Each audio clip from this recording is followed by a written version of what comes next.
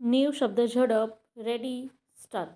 આ કામે ફરિયાદ પક્ષના કેસની ટૂંકમાં હકીકત એવી છે કે આ કામના આરોપીને ફરિયાદીના કાકા અંબુભાઈ રાઠવાની દીકરી રવિકાબેન સાથે આ બનાવ અગાઉ પ્રેમ સંબંધ થઈ જતા આરોપી તેની સાથે લગ્ન કરેલા અને ઈજા પામનાર રવિકાબેન આરોપીના ઘરે પત્ની તરીકે રહેતા હોય અને રવિકાબેન સાથેના પ્રેમ લગ્નથી 4 બાળકો થયેલા દરમિયાન ઈજા પામનાર રવિકાબેન અને આરોપી વચ્ચે આ બનાવ અગાઉ ઝઘડો થતાં ઈજા પામનાર રવિકાબેન રિસાઈને પુનિયાવાટ ગામે ફરિયાદીને ઘરે આવતી રહેલ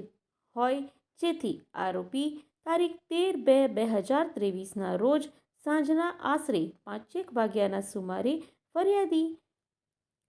નાઓના અને પુનિયાવાટ ગામે જઈને તેમના પત્ની રવિકાબેન સાથે બોલાચાલી કરેલી અને તેમની પત્ની ઈજા પામનાર રવિકાબેનને આરોપીએ છોટાઉદેપુર ખાતે ઘરની બહાર બેસી જવાનું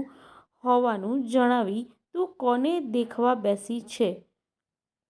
તારે ઘરની બહાર બેસવું નહીં અને બજારમાં પણ એકલું જવાનું નહીં અને જવું હોય તો છોકરા સાથે લઈને જવાનું, તેમ કહી ઝઘડો તકરાર કરતા ઈજા પામનાર રવિકાબેન આરોપી સાથે આરોપીના ઘરે આવવાની ના પાડતા આરોપી ગાળો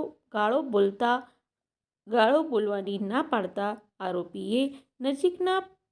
પડેલ કુહાડી હાથમાં લઈ કુહાડી મારવાથી ઈજા પામનાર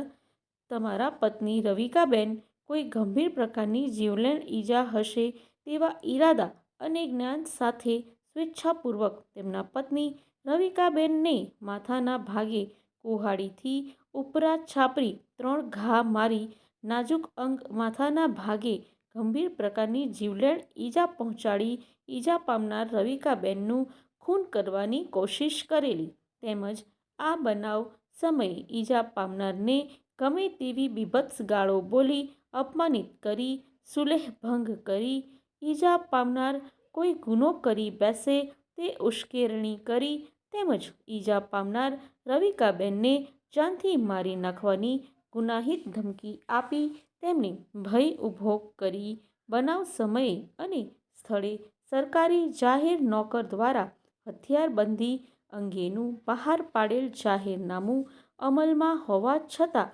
જાહેરમાં કુહાડીને મારક હથિયાર તરીકે ધારણ કરી તેના વડે ઈજા પામનારને ઈજા પહોંચાડી સરકારશ્રીના જાહેર નોકર દ્વારા બહાર પાડવામાં આવેલ હથિયારબંધીના જાહેરનામાનો ભંગ કરેલ હોય આ કામના ફરિયાદીએ આ મતલબની છોટાઉદેપુર પોલીસ સ્ટેશનમાં ફરિયાદ આપતા છોટાઉદેપુર પોલીસ સ્ટેશન પાર્ટ 1 ગુના નંબર 151/2023થી ગુનો રજીસ્ટર કરવામાં આવેલો. તપાસના અંતે આરોપી વિરુદ્ધ પૂરતો પુરાવો મળતા ઈ.પી. કોડની કલમ 307, 504, 506(2) તથા જી.પી. એક્ટની કલમ 135 મુજબનું ચાર્જશીટ છોટાઉદેપુરના જ્યુડિશિયલ મેજિસ્ટ્રેટ કસ્ટડી કોર્ટમાં કરવામાં આવેલું, જે ક્રિમિનલ કેસ નંબર 1030/2023થી રજીસ્ટર કરવામાં આવેલ.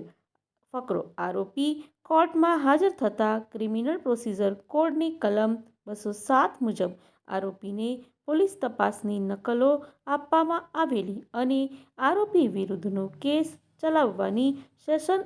અદાલતને જ સત્તા હોય